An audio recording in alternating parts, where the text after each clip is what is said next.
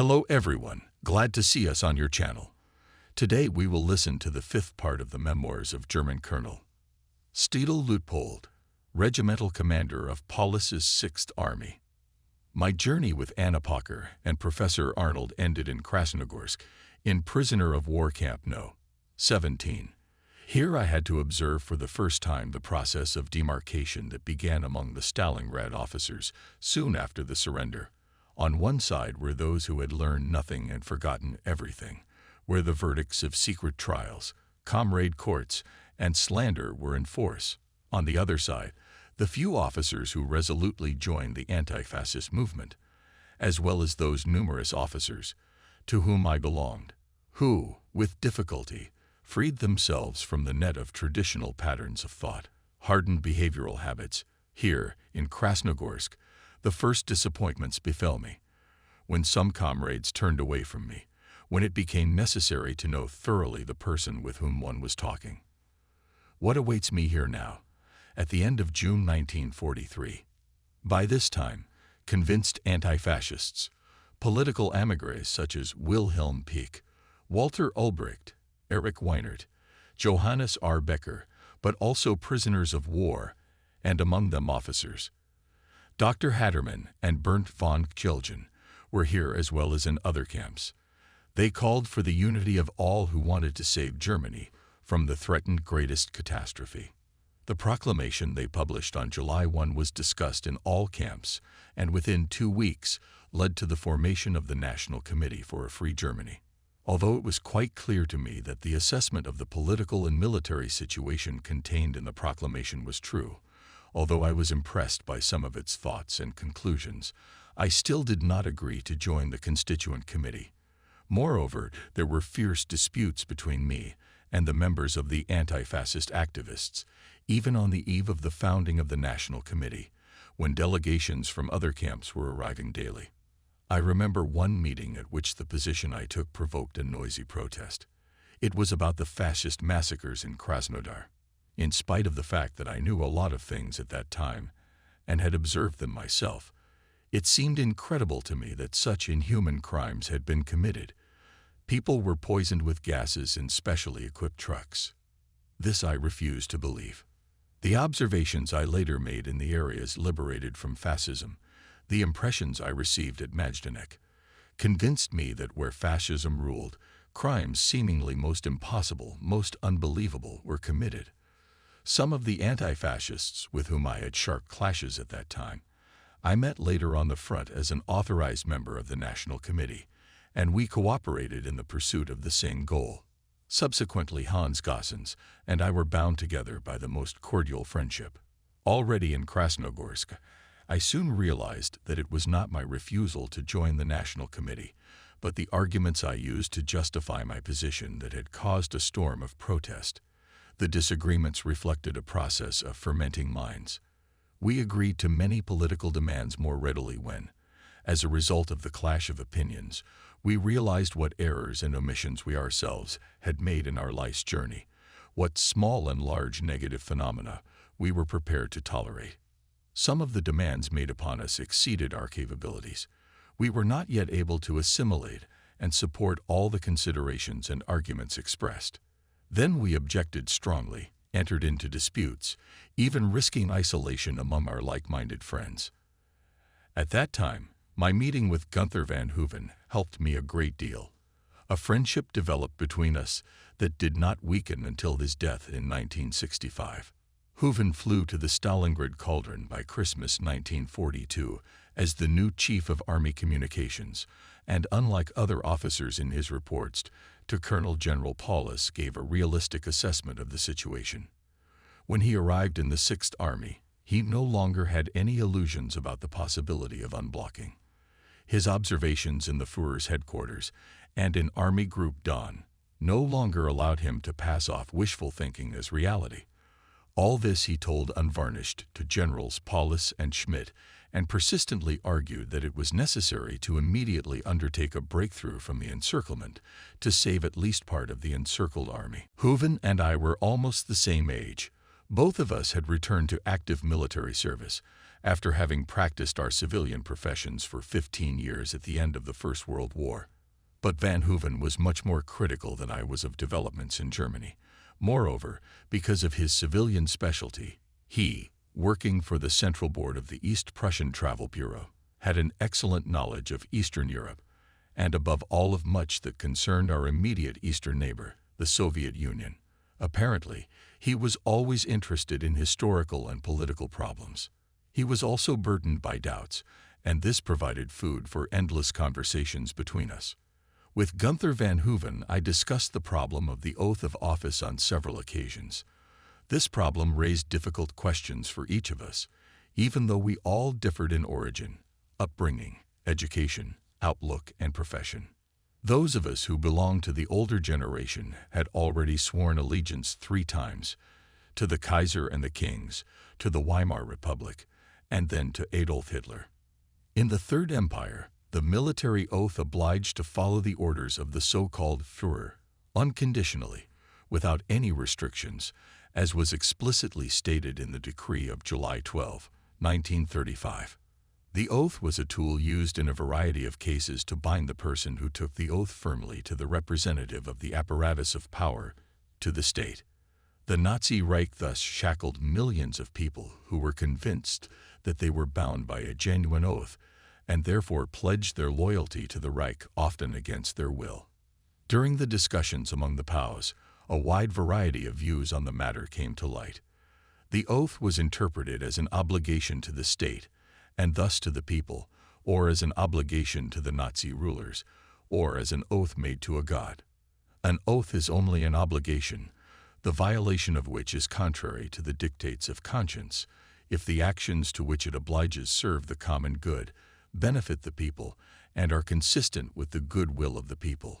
If, however, the military oath obliges individuals, or the whole nation to participate in criminal actions, or in the realization of criminal plans, then the circumstance imposed by the oath loses all force, because it is devoid of moral basis, and the dictates of conscience and personal responsibility of man are higher than such an oath. I came to this conviction in the fatal cauldron at Stalingrad. There I also realized that indignation and inner denial do not change anything. Only a person's deeds matter. However, it was difficult for many deeply religious prisoners of war, even if they realized the criminality of the Nazi regime, to consider themselves free from the oath. None of us knew yet that Precept 1318 of the Church Statutes explicitly states, acts connected with the oath that directly bring harm to one's neighbors, to the common good, and to the salvation of the soul lose their binding force. If we knew this precept, from how many doubts, from what hesitations connected with guilt, from how many sacrifices we would be spared. And meanwhile, left to ourselves, we have suffered severe torments of conscience, trying to answer for ourselves the question, to what does the oath bind us? The formation of the National Committee for a Free Germany. One can see in advance that a major event is approaching. Such was the case at the beginning of July in Krasnogorsk. The camp gates were repainted, the gardens and sidewalk in many places renewed, the doors and windows cleaned. Almost every day new faces appeared in the camp streets. The working commissions of the anti-fascist committee met until late at night. Then a group of German communists arrived from Moscow with new information about the participation of delegations from other camps in the founding conference of the National Committee for a Free Germany. During these days I developed closer contact with Willy Bredel and especially with Erich Weinert. They, too, were aware that I had not rid myself of some doubts and had declined the offer to take part in the last preparations for the establishment of the National Committee. I stated that this would have been a rash decision. I was indignant at some of the harsh words, too hasty, generalized remarks about generals and superior officers, which I had heard from the members of the Initiative Committee. I was of the opinion that all this created obstacles to the realization of the kind of joint broad cooperation to which the proclamation of July 1 called us. I also felt that there was opposition to my participation. This is not surprising.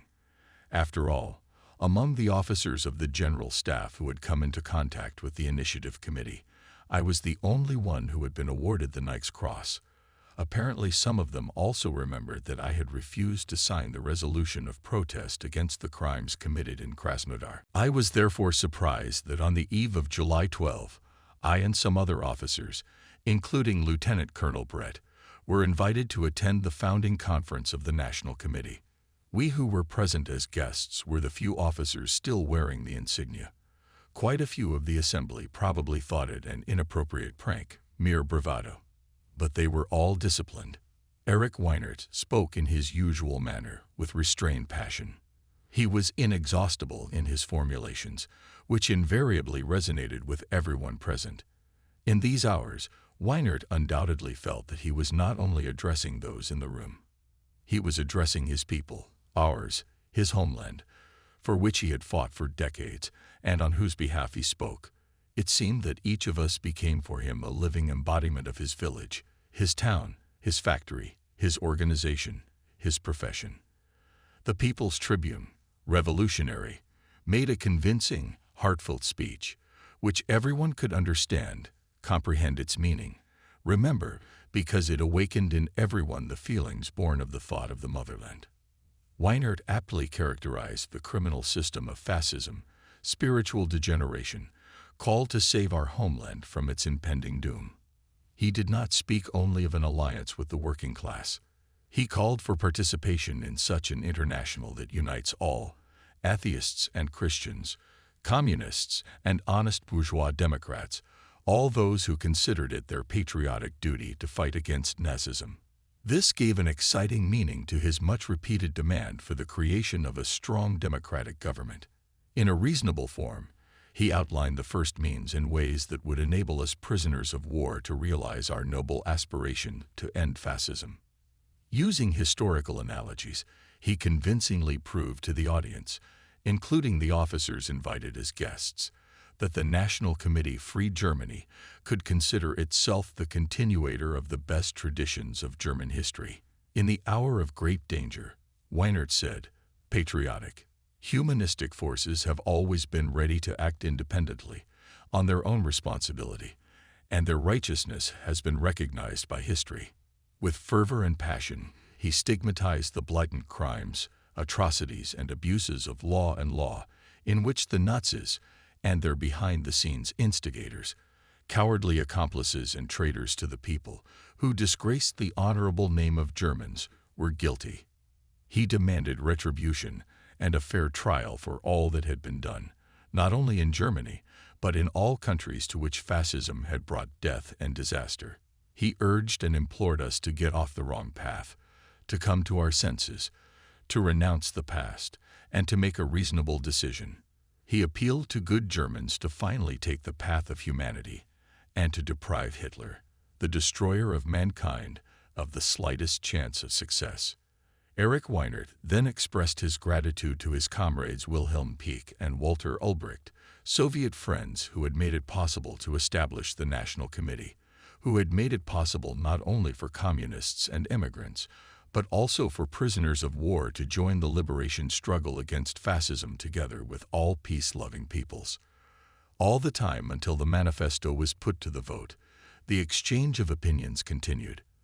The conference participants made short or extensive speeches. All of these speeches contained a fervent appeal to the Germans. All of these speeches reflected the exhilaration and the universal conviction of our righteousness which marked this great hour. If anyone else had the slightest doubts about the sincerity of our aspirations, about the rightness of the path we had set out on, here, among the deeply moved Germans gathered, everyone found faith in a new and better Germany. Here, far from the motherland, the sprouts of a new Germany were already visible. A new Germany was being born, thanks to the willingness and determination of anti-fascist Germans to devote their whole lives to this great task. Almost all the speakers spoke freely, each in his own way, sticking more or less to the usual phraseology. One spoke in exactly the same style in which he addressed students or schoolchildren in his homeland from the pulpit. Another used the same turns of phrase that he used in his close circle when he vented his frustration at the Nazi system. Rarely did anyone use pre-prepared notes. There were revolutionary speeches, both on the first and second day, when the focus was on the content of the manifesto. Meeting with German communists.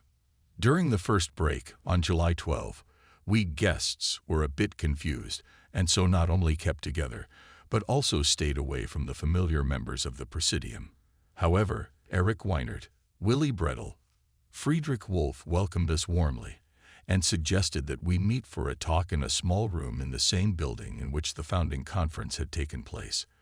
After the lunch break, Wilhelm Pieck entered into conversation with us. A crowd of soldiers surrounded us and listened with intense interest. Already in Seidlitz, I noticed that Wilhelm Pieck approached people without prejudice and bias. He knew how to listen, and it was obvious from his answers that he was listening to the words of his interlocutor and trying to find convincing arguments for him. But until now, I had never seen Wilhelm Pieck in such a good, joyful mood. He must have been deeply moved by the fact that people from all walks of life had shown their willingness to act and had united to fight against Hitler's fascism. To my surprise, Walter Ulbricht also took part in this morning's conversation. I had already seen him in Seidlitz, but at large meetings, rallies. Now we were sitting together in a narrow circle. During this first meeting, when the convinced communist, intelligent, educated and far-seeing man who appeared before me presented his arguments, I was amazed at the skill with which he outlined the historical development of Germany. I realized that it was necessary to look at other people differently than before. A man's abilities and knowledge only become valuable when he tries to penetrate into the thoughts of another, to understand what is going on in his soul, even if he has to answer harshly and ask cruel questions. It took me almost 40 years to realize that we will understand the meaning of history only when we consider our own formation in an inseparable connection with everything that is going on in the world around us. At the founding conference of the National Committee for a Free Germany, Walter Ulbricht spent 2 days with us, looking closely at those around him, and when he spoke he confined himself to brief businesslike remarks.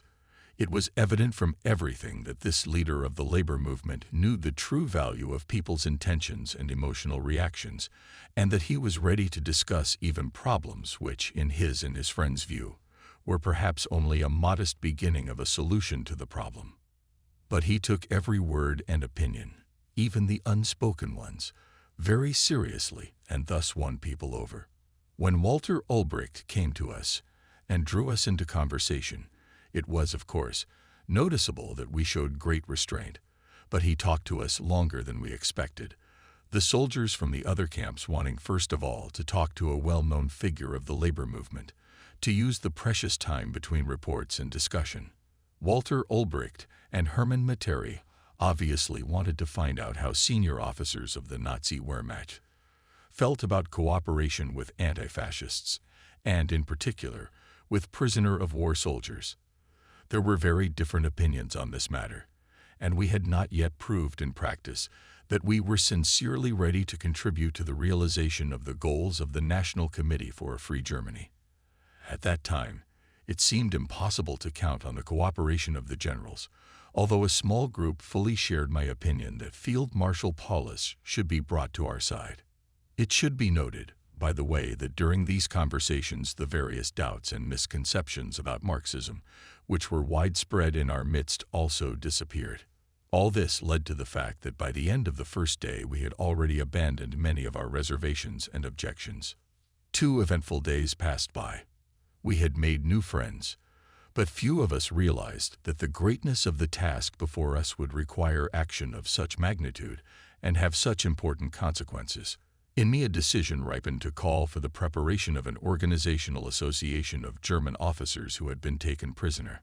On July 13, the founding conference adopted the manifesto and the appeal to the German people and elected Erich Weinert as chairman and Karl Goetz and Heinrich von Einsiedel as vice chairman of the National Committee for a Free Germany. Preparations for the establishment of the German Officers' Union. Already a few days after July 13, Van Hooven and I came into contact with a group of officers who intended to found the German Officers' Union, the very organization we had in mind. This group was headed by Lieutenant Colonel Brett. He was chief of the rear of the XI Corps of the 6th Army, and formerly a member of the Union Steel Helmet, and made no secret of the fact that, at that time, he had a special confidence in Guggenberg.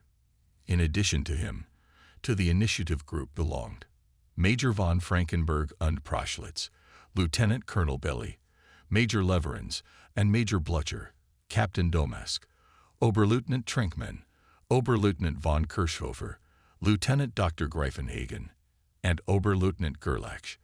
The military judge von Nobelsdorf-Brenkenhoff was also a member of this group. By this time Van Hooven and I had already discussed the questions we had raised thoroughly with General Melnikov, the chief of the Soviet prisoner of war camps, Colonel Professor Dr. Braginsky. The establishment of communication with the initiative group was our first success. Now we could plan and move forward together with our colleagues. It was clear to us that the participation of the generals in the German Officers' Union was vital to it. Already during the first conversations, the names of Generals Lackmann, Dr. Korfs, von Seidlitz, and Field Marshal Paulus were mentioned, a suggestion which I constantly supported. Even more essential than involving the generals in our cause, we considered it essential to hold conversations with comrades on the ground at Lunev and in the other camps to which we sent delegations. We knew from our own experience what the situation of the Stalingrad officers was, what process of differentiation was taking place in their environment. We imagined what conclusions they had already come to and what they still had to overcome the barriers created by traditional thinking and the code of honor. At one such rally, I tried to help them come to the right decision by telling them about my own difficult journey of learning. I urged them to remember Stalingrad, where tens of thousands of German soldiers were senselessly sacrificed on the Führer's orders, against military and strategic considerations, against common sense. I reminded them of all that we had already known for several years and had witnessed for ourselves: the mass persecution of the Jews, the violation of international law and the laws of warfare in occupied countries.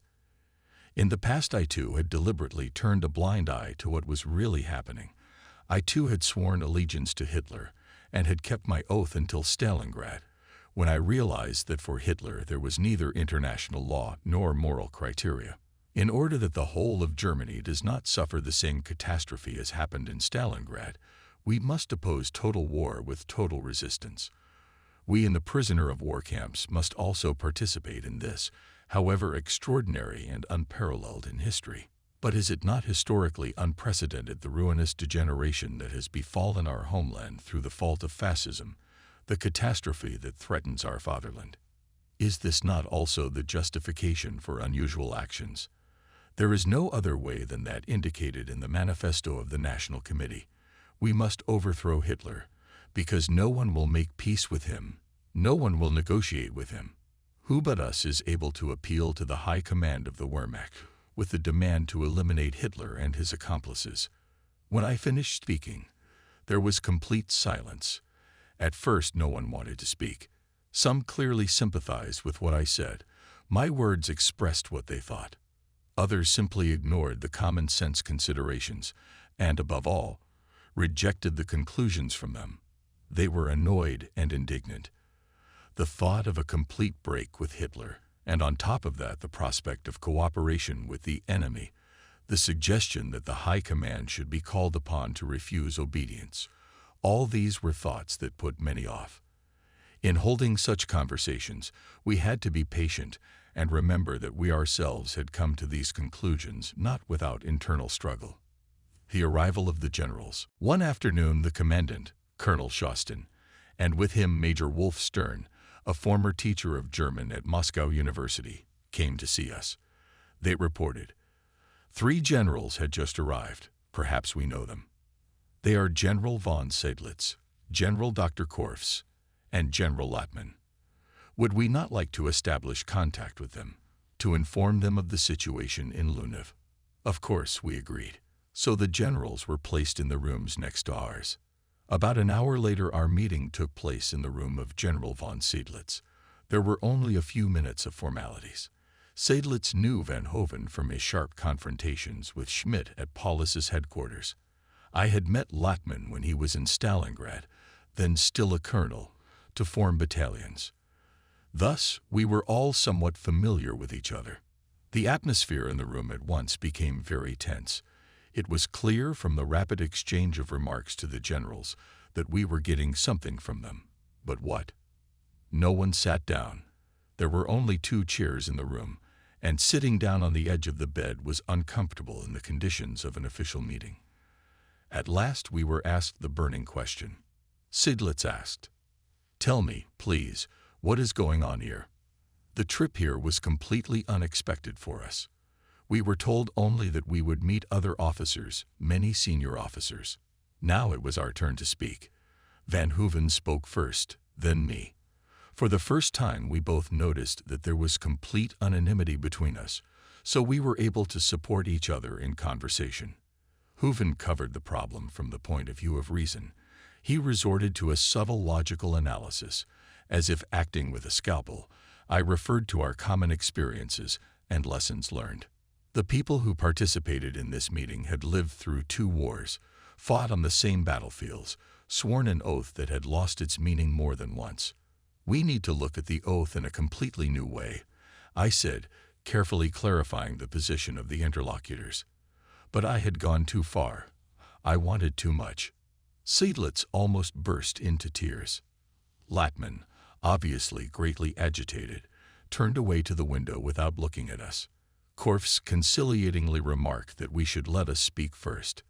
He had nothing against the communists, but they had a completely different idea of the motherland and fatherland than we do, so they did not understand the meaning of the oath.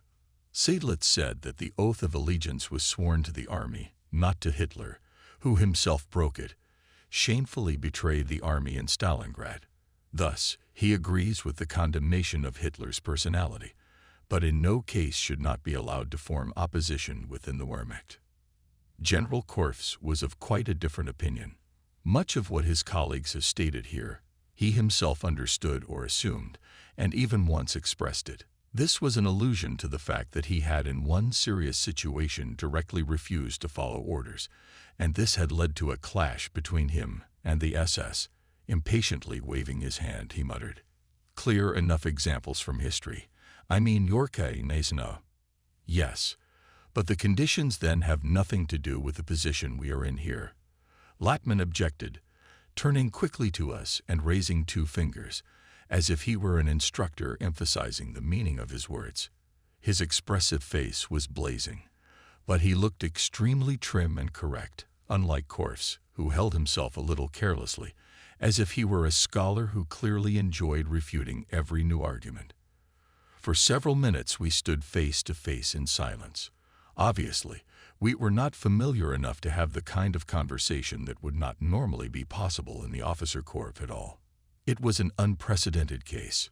2 even senior officers engaged in a dispute with generals. Wanting to dispel the awkwardness, we talked about other things, that we would meet for dinner, that our rooms were located in the neighborhood, and that it would be possible to bask in the sun on the balcony.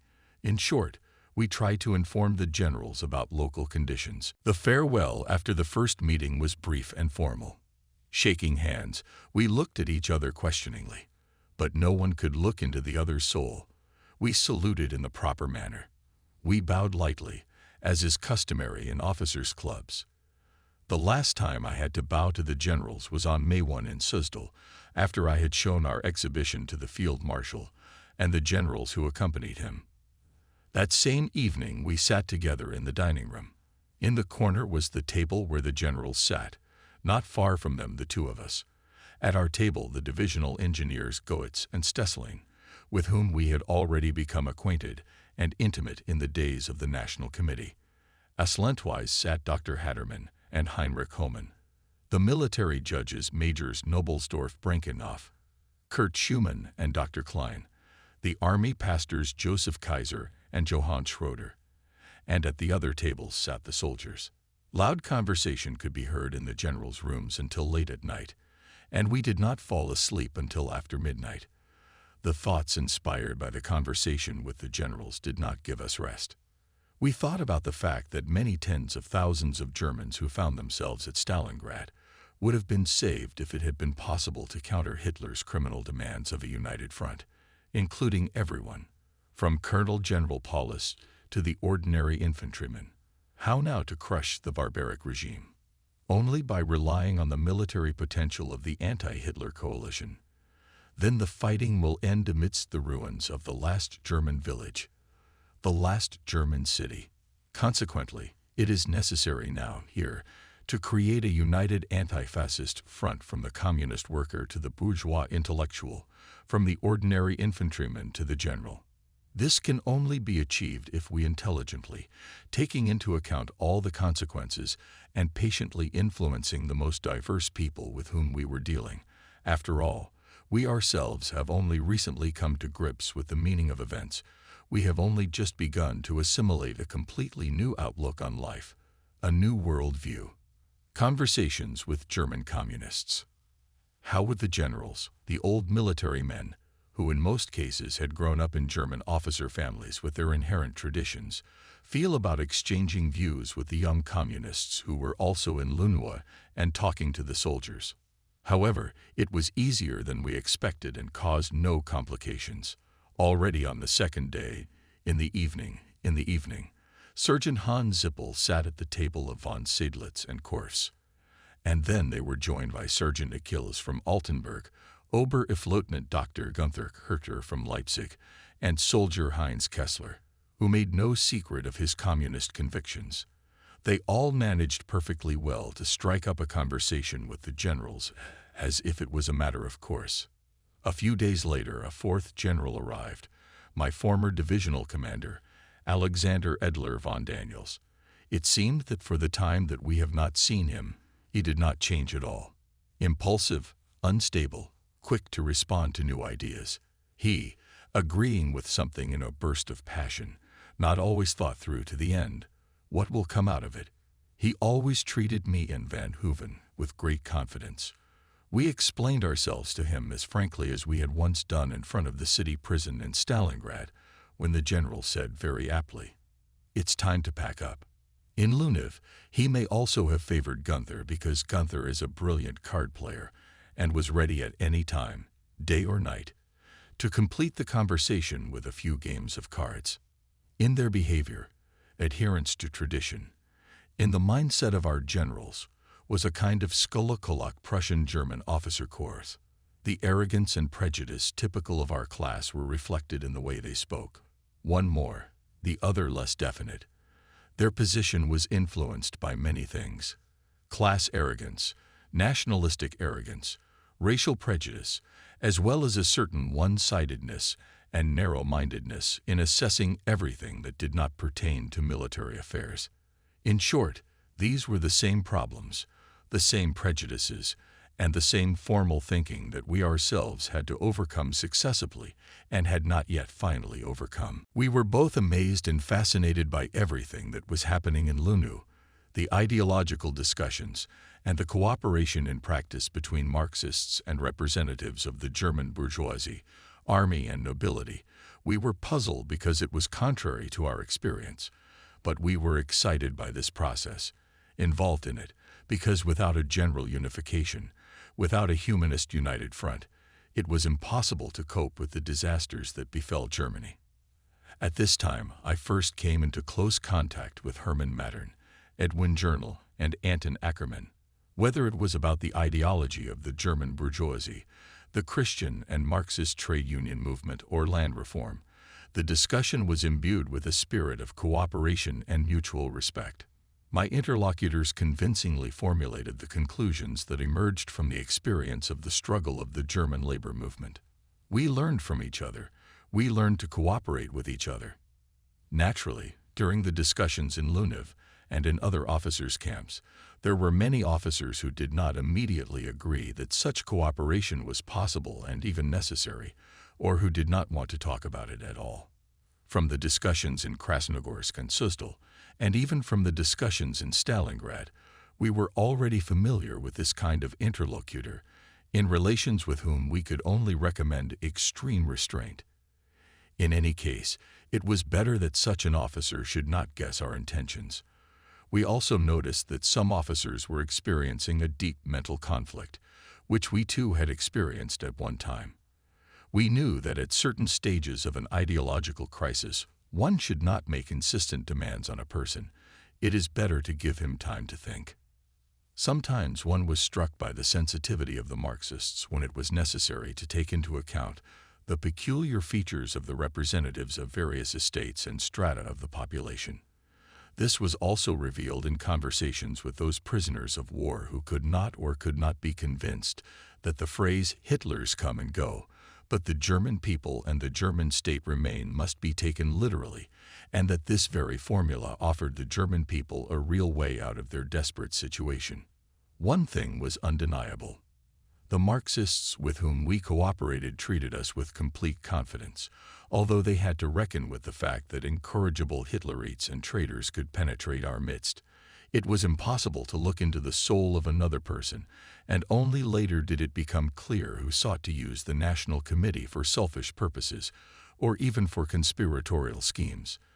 This was discovered, for example, when Lieutenant General Rodenberg and SS Obersturmbannführer Huber tried to persuade the frontline commissioners of the National Committee to make contact with the Nazi counterintelligence agencies and the Gestapo. But the behavior of such people as Einsiedel, Puttkamer, Gerlach, and others, who, after returning home, did not hesitate to resort to any lie in order to slander the National Committee Free Germany and the Union of German Officers, was also duplicitous. For me personally, it was of decisive vital importance that cooperation between Marxists and non-Marxists was possible, that mutual trust and understanding between them was fostered, and that this commonality served for the good of the people as a whole. It became the basis of my later life, which I sometimes half-jokingly called my second life. It made real what is the meaning of human existence, peace and true humanity. Seidlitz joins us. In Lunev, we became close, and each of us, general and officer and soldier, communist and Christian, learned to listen to the opinion of the interlocutor. But this did not exclude the fact that there were sharp clashes between us. Disputes erupted when one of us emphasized that the military profession, officer service in the Wehrmacht, was inextricably linked to fascist ideology. When we discussed the consequences of Reichenau's order, the order to exterminate commissars, the scorched earth order of December 21, 1941. Already in Lunev, it could be seen that some people joined us with the hidden expectation that the Soviets and the Communists might make concessions if, thanks to the activities of German officers in this National Committee, the war could be brought to a quicker conclusion. Such views had to be firmly countered. This had a positive side for us. We were again and again convinced of the necessity of proceeding from the manifesto of the National Committee. The manifesto was not a document that could be manipulated according to one's own understanding or position, or used in practice as one saw fit. The manifesto soberly and realistically proceeded from the actual situation. It took into account the lessons of German history and the experience that Europe had already had a second time in the face of Prussian-German militarism and its patrons. It was necessary to destroy the roots of the inhuman Nazi system. Only then could our fatherland find salvation and the possibility of a new development. This had to be made clear to those who tried to misinterpret our intentions. All this was said to them. However, for other reasons too, relations were sometimes strained. I shall never forget the day when, quite involuntarily, in the course of a conversation in the dining room, I expressed my opinion on how the work of the German Officers' Union should be organized, and highlighted the issues involved. It was not at all my intention to set forth a definite concept, but when I formulated the idea that we must go beyond theoretical considerations and confessions, I immediately came to natural conclusions, which I impulsively presented to those present. We must reckon with the fact that it will not be possible to persuade the military commanders to refuse obedience to Hitler. What to do then? Then we must see to it that parts of the German army cease resistance. Means and ways can be found. You can also at the front to influence the mechanism of command of the army, using legal and illegal methods, and even bypass maneuvers. Hitler has declared total war. We must respond with total resistance. Why don't we do as Walter Ulbricht, Erich Weinert, Captain Dr. Hatterman did at Stalingrad, go to the Soviet front and appeal through the trench lines to oppose Hitler. While I was stating my thoughts aloud in this form, more in an effort to clarify the situation for myself than to outline to others an important program of action, a great commotion arose in the dining room hall, especially among the generals and some officers of the general staff. There were rejoinders from the seats, stomping of feet as a sign of their apparent disagreement. Others, obviously a minority, applauded. The majority was silent, but by no means showing signs of agreement. Then Seidlitz rose from his seat and, on behalf of the generals, condemned all propaganda of this kind. Activities for the decomposition of the army and this form of cooperation with the communists were out of the question, he said. Thus, by Seidlitz's birthday, when he turned 55, the situation was still unclear. We placed handmade small gifts on his table and set out flowers. It was noticeable that he, like all of us, was languishing with homesickness. He spoke proudly of his native places, drew an imaginary picture of what his relatives were doing there now, remembering them fondly. Dr. Korfs, as always, spoke of his 4 daughters, I of my 4 boys and Giltrude. It was striking how deeply attached each of us was to our home, how deeply concerned each of us was at the thought of whether our families knew we were alive. After lunch, General Melnikov invited the generals, Van Hooven and me, for a cup of tea. Major Gargadz, Wolf Stern, and Colonel Braginski were present. Of course, the conversation soon touched upon the tasks before us in establishing the officers' union and our further goals. I knew that the generals had had many long conversations with Soviet officers, as well as with General Melnikov. I was also aware that the last conversation with Melnikov had made a great impression on the generals. The birthday, I thought, could be a turning point. When the first toast was made and a shot of vodka was drunk to Seidlitz's health, I, not thinking long, jumped up from my seat and told Seidlitz that I knew how close to his heart he took the future of our German people, and therefore I dared to ask him to mark this day of his life by officially taking our side, joining us. In a united impulse, everyone stood up. Seidlitz was clearly agitated. Clearly and firmly, he declared his desire to cooperate on the basis of full mutual trust. The other generals supported him. In the generals' camp, Voykovo. Early in September, we went to Voykovo to talk with Field Marshal Paulus and the other generals. Seidlitz led our group, which included General Latman, Major von Frankenberg, and myself. In addition, General Melnikov and some of his officers went there, including Colonel Novikov and Wolf Stern. Toward evening, we arrived at Voykovo, where our camp was located in a park, intended mainly for generals. When we entered the building in which Paulus and the other generals lived, Seidlitz, with his usual vivacity, quickly ran up the stairs.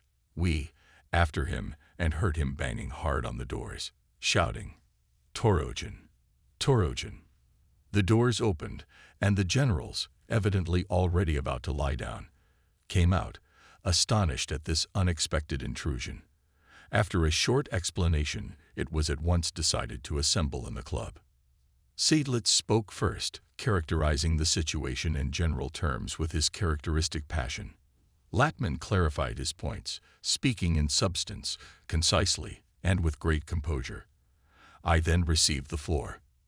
At first, the generals listened in silence, as if caught off guard by a sudden attack. Then it became apparent that they are listening with alert attention. And finally, a violent scene played out. It became clear to them that we require them to unconditionally renounce Hitler. Word by word, it came to the point that I was called a traitor. Colonel General Gates, in a rage, wanted to slap me. As a result of this disgusting scene, some of the generals left the club, while others, obviously agitated, stood up and went to the windows. Frankenberg, the youngest of us, who was standing near me, evidently still had the reverence for generals that had been instilled in him by his training at officers' school, and was therefore stunned by what was happening. It seemed incomprehensible to him that generals could talk and shout like that. During this altercation, Paulus, as I observed it, and in other circumstances, remained calm, dignity, and self-control. Seeking to calm the disputants, he exclaimed, addressing them, "Attention, gentlemen. I know them. They are people who will never act from unworthy motives. Please listen to them calmly." There was silence in the hall for a while, but everyone felt that the situation had not been diffused. Then the argument broke out again.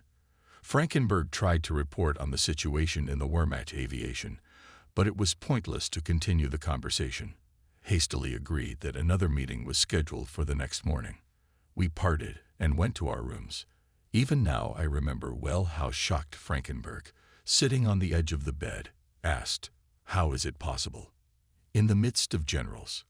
Unfathomable." I remembered then my impressions in Seidlitz and Krasnogorsk, the conversations in Lunev, which led to the fact that for the first time some generals joined the initiative committee. The path we had chosen was far from easy. It required a break with many of the notions that were considered inviolable in the officer corps. It was the right path, but it was not an easy one to follow, and it was even more difficult to move forward quickly. Besides, I told Frankenberg, we had not been able to explain ourselves. In fact, also for the reason that one of the generals, Geetz, lacked self-discipline. The other morning we had an opportunity to talk to some of the generals. Some were taking their morning walk, others were working in the vegetable garden. I first sought out Colonel General Strecker, my former corps commander, with whom I had particularly close relations. This time, however, he was withdrawn, evasive, and taciturn. He firmly rejected my arguments, though it was evident that he was much agitated. I then spoke to Major General of the Medical Service Rinaldi, whom I had known since 1934, when he had served in the Bavarian Land Police. My brother had served with him with the rank of captain in the medical service.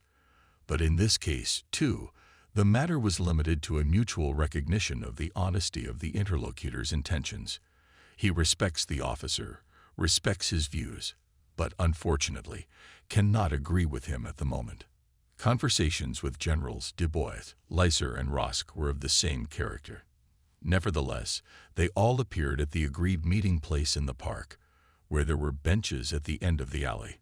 Paulus opened the meeting, endeavoring, as he had the night before, loyally to reach a compromise. Each of us, Seidlitz, Lattmann, Frankenberg, and myself, spoke strictly on the merits and deliberately impassive. I tried again to state our arguments and to explain our motives, but the generals remained coldly silent, or, at the very least, made brief objections through their teeth.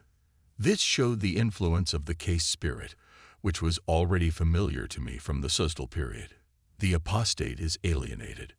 An expression of this case spirit was also the statement which was handed over to the Soviet commandant of the camp. The generals protested against the stay of Seidlitz's group in the camp and against recruitment to the Union of German Officers or to the National Committee. In addition, they all made a commitment not to talk to us again. Were we and our mission a complete failure? We did not consider it so. The front had been broken. What we had said and what we were going to do in the future would all bear fruit. The subsequent course of events confirmed our correctness. Field Marshal Paulus succeeded in canceling the collective verdict that condemned us, and a year later, our newspaper Freies Deutschland published Paulus's proclamation. This happened on the same day that his old friend Witzleben was hanged by Hitler's executioners. Many of those we talked to in Voykovo later signed the 50 Generals Proclamation to the German Wehrmacht in December 1944, the founding conference of the German Officers' Union. Finally, the decisive day came. On September 11 and 12, 1943, the Union of German Officers was founded in Lunev, the seat of the National Committee, with the participation of 94 officers from camps in Krasnogorsk, Seidlitz, Oranki, and Ilabuga. Prominent figures of the National Committee for a Free Germany, including Wilhelm Pick, Walter Ulbricht, Erich Weinert, and Hermann Mathers, also attended the meeting. During the preparatory talks, General Lattmann announced that he intended to speak at the meeting on the question of the military oath, and this aroused the enthusiastic approval of the other members of the Initiative Committee. General Lattmann, who never concealed that he had once considered himself a believing National Socialist, was able to argue persuasively and explained his own evolution so clearly to his listeners that not only did it become clear to them, but they were inclined to follow his example. The first speaker was Gunther van Hooven. His task was to analyze in detail the situation at the fronts, the defeats in the East, in North Africa, in Italy, and at sea. But it was also necessary to describe the complete defenselessness of the homeland and the human losses during the night bombardments. The conclusion he formulated stated, "Total war has become total hopelessness. Reason and humanity therefore urge an end to war and peace before it is too late." Hooven also pointed out that the interests of the German and Russian peoples coincided in many respects, and this could serve as a guarantee for a peace that would secure the vital rights of the nation and exclude the possibility of new wars. He further said, "In spite of the bitter experience it has received, the Russian people even now still remember what good effects peaceful cooperation has had for several centuries. Of course, the continuation of war increases the hatred of peoples and their desire to destroy the enemy. Therefore, the earliest possible conclusion of peace and friendship with the USSR and with other nations is a vital necessity for Germany." Hooven ended his speech with the following words, "Stalingrad was a formidable omen of the catastrophe threatening our people. The Sixth Army, the Stalingrad Army, was doomed to die. It was declared dead. Now the dead are rising, calling to come to their senses and save the fatherland at the last hour. You have the right to demand this more than anyone else. Long live a free, independent, and peaceful Germany." At the request of my comrades, I undertook the task of exposing the slogan of total war as a provocation, contrary to the moral foundations of human society. I argued mainly that Hitler's demand for total war was an expression of the immorality of the fascist system. I concluded my speech with the appeal, "For honor and freedom, for cooperation in the peaceful competition of nations," pointing out that all this can only become a reality if at the same time with Hitler the regime, based on boundless lawlessness and unheard of ruthlessness towards man, is destroyed. General Latman spoke after me. None of us had ever seen him like this before. I listened to his report with thrilling interest. This usually so reserved and judicious man suddenly gave vent to his feelings. He stood before us as if in control of himself, but nevertheless it seemed that every nerve in him was quivering. He repeated to us the refusal of his oath of allegiance that he had experienced in his soul, as if he wanted to hear us approve of his decision in an open and unvarnished manner. Was he right when, alone with himself, he decided to take this step and thus settle accounts with fascism? That was the question that resounded through the electrified audience. We have sworn allegiance to Hitler personally. There is no ambiguity here, and we swore an oath before God as a solemn vow. That is why the question is so serious, very serious, whether we have the right to break this oath, whether we have reasons that can serve to justify such a step. Justification before our conscience, before God, and this seems to me, however, less essential, before the world. In Stalingrad, truly loyal generals and officers clearly and honestly told their soldiers the truth about the situation. These generals and officers demanded of themselves and their soldiers to fulfill the military oath at the cost of the most extreme trials, in an environment where death has truly lost its sting, if you compare it with the horrors of bodily and mental anguish. How mature the understanding of the necessity of ending war is evident from the fact that it is people like us who can be prevented from acting in favor of peace only by referring again to the power of the military oath. If one were to take such a notion of loyalty to the oath to its ultimate conclusion, one would have to say, "Let Germany perish, so long as it does not violate the oath." The possibility of such an ultimate conclusion would entitle us to believe that it is now immoral to keep the oath. And since we believe that any further struggle leads to the death of our German people, we declare null and void the oath of allegiance to Hitler personally, which was taken under quite different conditions. Since he knew that our oath would shackle us to him, he could make plans by which he was to become the greatest of Germans. The precious blood of our comrades was spilled for the sake of this idea, and not at all for the sake of Germany. Did he not abuse our loyalty? Did he not mockingly invoke the rights which he dared to arrogate to himself by using our moral interpretation of the formula of the oath? General Luttman paused briefly between distinctly worded sentences. I glanced back and forth at my comrades in the audience, then glanced again at the general. As I listened, I almost unconsciously watched the play of sunlight on the white tablecloth. The same sun shone on us near Dmitrievka, Novo Alexievka, and Tolovaya Balka. But we did not notice it, even if it gave us warmth at times. The hand of the sundial moves relentlessly on the surface of the table in front of me too, millimeter by millimeter. The movement of time, seconds, minutes, hours is also inevitable. And now we are moving through a certain period of time. What was, what is, what will be, what will the new time bring us? Everything lives and acts in time. The oaths that bound people to the criminal, the people who lost their time, who did not understand its meaning, the comprehension of meaning, born in a split second, but capable of becoming a turning point in time. Higher and higher the sun rises. The line between light and shadow crosses the shoulder of the listening comrade. He keeps his eyes on the general. We did not take an oath at all for him or us to become masters of Europe. We swore by God to remain loyal if we had to fight for Germany. But he, to whom we swore allegiance, has turned the oath into a lie. That is why we owe so much to our people. From this duty we derive our right. Moreover, we are conscious that it determines the necessity of action. I noticed that General Seidlitz was now worried too. And for him the hour had come when it was necessary to make a decision openly, to sum up many days of heated debate, reflection, and hesitation, to overcome courageously the underlying desire to avoid a step which would have the most serious consequences in his life down to the relations in the close circle of his family.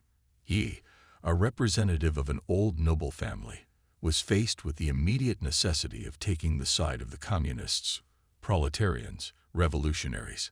After all, during this time, it became clear to him, as well as to other generals, that it is impossible to achieve the set goals, and even more impossible to achieve them, by choosing a special Prussian-German way. He passionately, in simple words, gradually raising his voice, supported our ideas and emphasized that the source of our actions is the consciousness of our duty to the people and the fatherland. Therefore, nothing in our actions contradicts the sense of honor of decent people. In conclusion, at the founding conference of the German Officers' Union, General Seidlitz was elected chairman of the Union, General Edler von Daniels, Colonel Van Hooven, and myself as vice chairman, Major Hermann Leverins as secretary of the German Officers' Union, Major Generals Dr. Korfs and Lachmann, and all members of the initiative group were elected to the Presidium. The officers and generals present unanimously approved the declaration, which stated, "The war has become senseless and hopeless. To continue means to act only in the interests of Hitler and his regime. Therefore, the National Socialist government, whose actions are directed against the well-being of the people and the country, will never allow the country to take the path leading to peace. This conviction compels us to declare war on Hitler's pernicious regime and to advocate the establishment of a government that has the confidence of the people and the fullness of power to secure peace and a happy future for our fatherland." In addition, the surviving officers of the 6th Army issued a special proclamation to German generals and officers, the people and the Wehrmacht. All Germany knows what Stalingrad is. We have experienced all the torments of hell. In Germany we were buried alive, but we have risen to a new life. We can no longer remain silent. Like no one else, we have the right to speak not only on our own behalf, but also on behalf of our fallen comrades, on behalf of all the victims of Stalingrad. This is our right and our duty. We further urged fervently in our appeal. It is now necessary to save the whole of Germany from a similar fate. The war continues solely in the interests of Hitler and his regime, contrary to the interests of the people and the fatherland. The continuation of a senseless and hopeless war may one day lead to a national catastrophe. To prevent this catastrophe already now is the moral and patriotic duty of every German who realizes the full measure of his responsibility. We, the generals and officers of the Sixth Army, are determined to give a deep historical meaning to the hitherto senseless deaths of our comrades. Their deaths must not remain in vain. The bitter lesson of Stalingrad must be transformed into salvific action. That is why we are addressing the people and the army. We say, first of all, to the military leaders, generals, officers of our armed forces, it depends on you to make a great decision.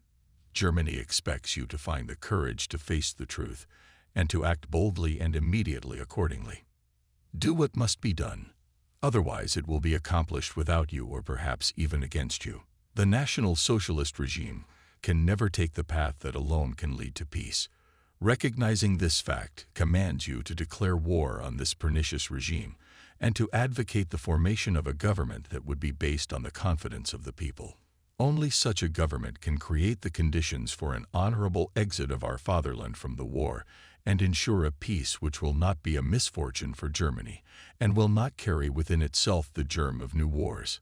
Do not abdicate your historical vocation. Take the initiative in your own hands. The army and the people will support you. Demand the immediate resignation of Hitler and his government. Fight shoulder to shoulder with the people to eliminate Hitler and his regime and save Germany from chaos and disaster. With universal approval, it was also decided to document for public knowledge the fact of close cooperation with the National Committee. Some generals and officers were co-opted into the National Committee. Seidlitz and Daniels, and the soldier Max Emmendorfer, were elected vice chairman of the National Committee.